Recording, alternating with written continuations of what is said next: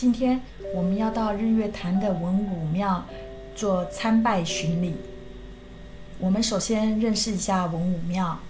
文武庙是1938年因为新建水力发电，而将日月潭畔原有的2间庙宇搬迁建庙，一同供奉2庙的神。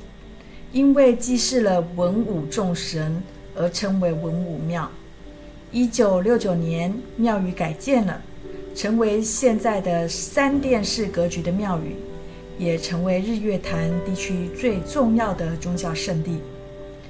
里面呢是儒释道信仰。日月潭的文武庙祭祀的文圣是孔子以及武圣关羽，表达能文能武、忠诚义勇的信仰精神。文武精神之外，日月潭文武庙佛教信仰药师如来、儒释道信仰，寄托着人们更丰富、更完美的心灵诉求。我们来一窥建筑。日月潭文武庙是台湾具代表性的宫殿式庙宇，门口的左右侧欢迎旅人到来的大石狮，以及庙宇的屋檐上梁柱门楹等装饰着花鸟祥兽图案，等待旅人的发掘。文武庙分为前、中、后3殿式的格局，各供奉着不同的神。在文武庙里面会3进3殿，第1殿拜殿就是前殿。第1殿拜殿侍奉的是文武庙的开基诸神，包含了祈求财运的文财神与祈求考运的文昌帝君。第2殿武圣殿是主殿，往上的第2殿来到主殿是武圣殿，它祭祀着关圣帝君关公以及岳武穆王岳飞为武圣之尊。历史中，关公与岳飞的忠义威武、英雄气节，因此是警官、军官以及习武者的守护神。历史中，关羽曾经增设了簿记法，善于记账，因此关圣帝君也是商人心中的武财神。武圣殿的左侧是祭祀着是天下的都城隍，右侧祭祀的是福德正神。第3殿是大成殿，往上的第3殿是大成殿，祭祀的是至圣先师孔子，左侧祭祀的是颜子、子师，右侧则祭祀的是孟子、曾子。然后呢，在第3殿也有月老的寒食殿，主祭祀的是月老星君、月下老人。还有祭祀药师延寿殿，祭祀的是药师琉璃光如来。那在这里的参拜呢，第1殿是拜殿，再来就是第2殿武圣殿，再来是大成殿。进入殿内要从我们的右手边rom门进入，然后由虎门出来。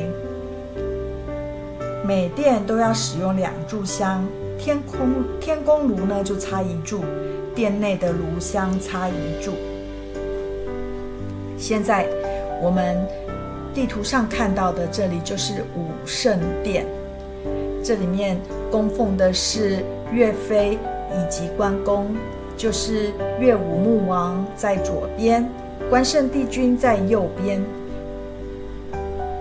岳飞主要是让我们祈求功名、仕途、健康、平安，然后关圣帝君让我们祈求的是财运、平安、功名、事业、官运。如果要求签的时候呢，要告诉神明自己的名字、地址还有出生年月日。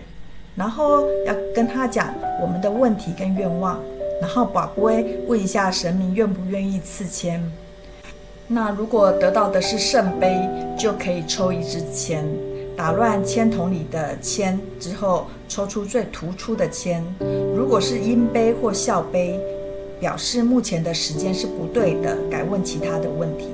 那如果我们跋杯抽到了一支签之后呢，可以把抽完的签放在桌上，依我们跟神明的约定，掷出1个或3个圣杯，确认时签是神明所应许的签。如果是阴杯、笑杯，代表这个签并不是正确的签，要把这支签放到旁边，不要再投到桶内，以免抽到重复的。那这时候呢，就重新再抽签，一直到得到1个或连续3个圣杯，就是正确的签师。那我们现在呢，来到的是大成殿。这边呢，供奉的大成殿呢，主要是大成至圣先师孔子。那祈求的是智慧、功名、考运及官运。那再来是月老寒食殿，是月下老人，祈求的是姻缘感情。那药师延寿殿呢，它主要的是祈求平安、健康、延寿。从我们的第1殿进门的拜殿，到武圣殿，到大成殿，这中间要经过了许许多的阶梯。那在阶梯上面呢，都有很多的功德碑，那上面有很多人，大家集资一起为这个庙筹建经费，所以非常多的功德名字都在刻在碑上，看了真的有点感人。因为所有的事情要成就，都需要靠大家集资，大家团结，大家一起来圆满这个功德。那顺着这阶梯呢，慢慢的我一殿的爬上来，我真的有一点感觉到震撼。因为从庙呢往前看，会看到的是日月潭。那在庙里面呢，我就会看到不同的雕塑品。那我觉得这里的雕像呢，还有那些雕工非常的精致，所有的工呢都好细哦。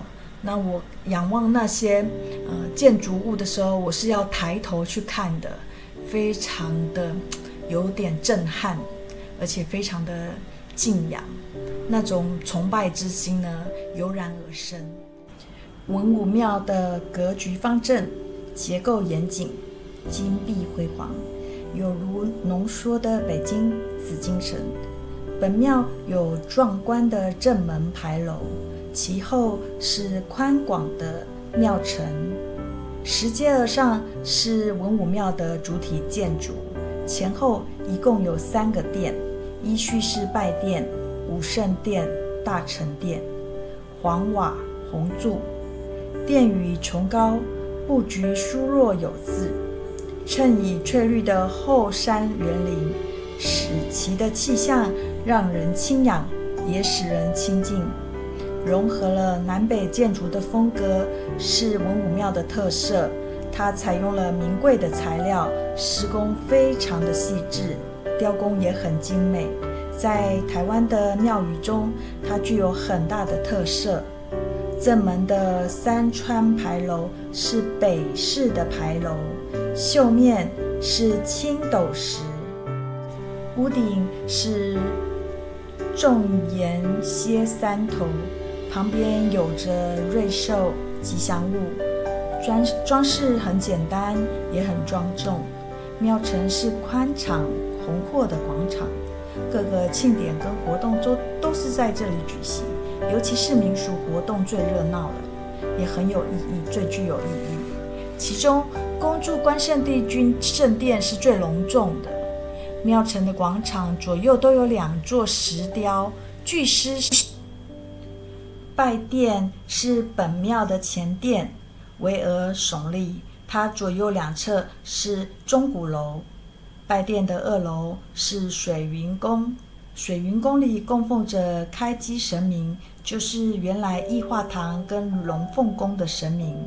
拜殿之后是武圣殿，武圣殿屋顶是重檐歇山顶，第一单下为北式紫禁城式斗拱，第二单下为南式众神结网，南北组合别有趣味。武圣殿的步口上方有16个四方结网，构成美丽复杂的天花板。横梁步道以《三国演义》《封神榜》的故事为题材，彩绘在上面，甚为精美。殿内有一个斗大的圆形结网，叠斗14层，顶部为龙形含珠，都以珍贵的块木和牛章雕成的，是文武庙中最大的圆形结网。殿内华贵庄严的神龛内供奉的是关圣帝君岳武穆王。关圣帝君的法相威武庄严，红面美髯，正气凛然，正坐于左。岳武穆王刚毅沉稳，忠直的目光蕴含着谋略，正坐于右。两位武圣合祀，精神千秋辉映，意义不凡。从祀诸神为关平、周昌与都城隍爷、福德正神。诸神的威仪赫赫和大殿的美轮美奂、华丽点众，构成了武圣殿的崇高地位，是民众的信仰中心。文武庙的第三境是大成殿，基台下方是孔子周游列国的浮雕，屋顶则是重檐府殿顶。殿壁三门是诸侯门钉，简述庄严。殿内的正龛安奉着孔子的铜铸的圣像，圣像原奉于北京的国庙。义和团之乱有孔子、孟子、子师指圣像被联军所掠，几经波折与转让，最后安奉于日本的霞山山不动寺。65年，日本孔庙典礼奉赞会访台，向时任台北市长林洋港先生约定捐赠了圣像复刻品。